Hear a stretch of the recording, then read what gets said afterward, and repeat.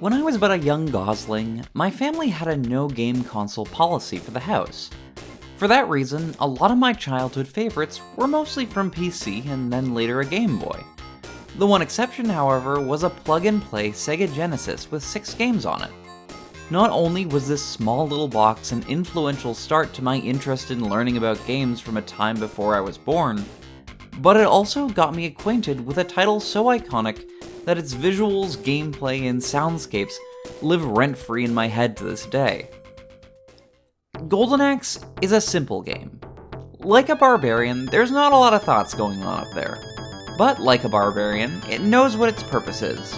Always make sure the books come in on time, and almost as important, make sure if there's some generic evil out there to beat it up without question. Released in 1989 for the arcade and then ported to an absurd amount of other consoles soon afterwards, it most famously found fame on the Sega Genesis. The game saw you slowly moving to the right, distributing a lesson in discipline to anyone who dared oppose your group of heroes.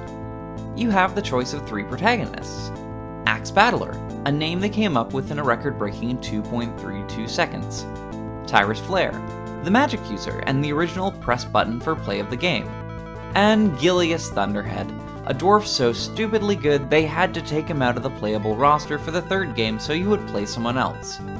All I'm saying is, there's a reason he's the one who gets to race with Sonic. The story keeps things uncomplicated.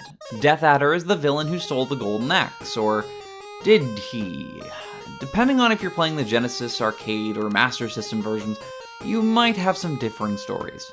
Also, Axe Battler's name is Tarek in the Master System version, and the thieves are elves or dwarves depending on who you ask, and there's an in-universe reason for the life system? Like I said, it's uncomplicated. Guy is evil, he kidnapped the princess and king, go get him. Also, he killed the family members of all the main characters, but he also murdered Alex's kids, so I think those two cancel each other out. For many, it was Golden Axe that was the wake-up call that the new console generation was here. Sure, the Genesis had been around for half a year with arcade titles like Altered Beast and Super Thunderblade, but those were found wanting in the gameplay department.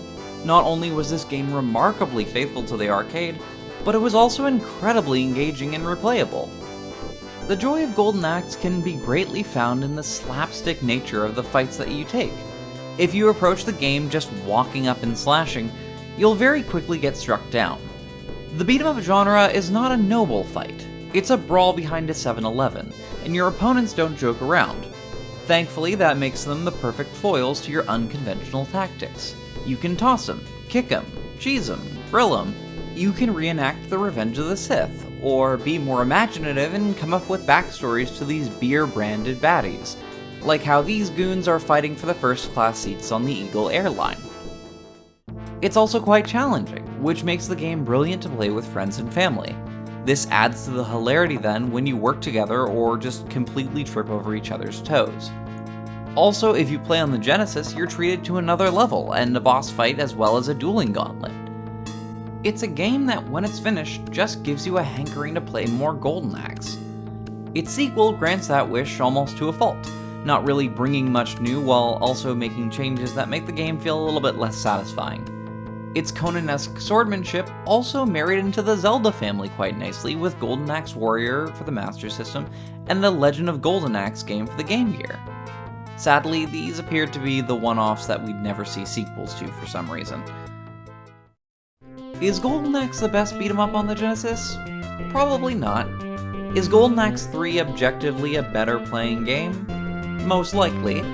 But where Golden Axe 1 shines is its approachability. It has basic combos and controls, which makes it incredibly easy to teach new players and have them jump in and have a good time.